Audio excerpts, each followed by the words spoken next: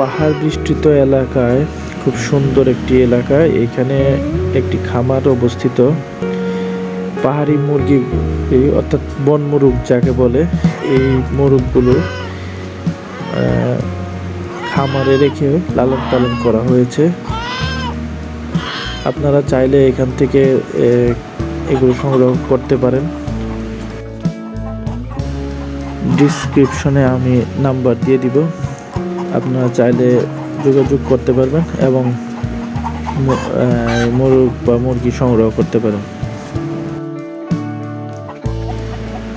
এখন তাদের স্টকে অনেক মুরগি আছে, কারণ প্রজননের মাধ্যমে এগুলোর সংখ্যা বৃদ্ধি করা হয়েছে। এবং আপনারা দেখেন, আমি আপনাদেরকে জিজ্ঞেস করেছিলাম যে আপনি কীভাবে সংগ্রহ করেছেন, এগুলো কীভাবে পেলেন এগুলো।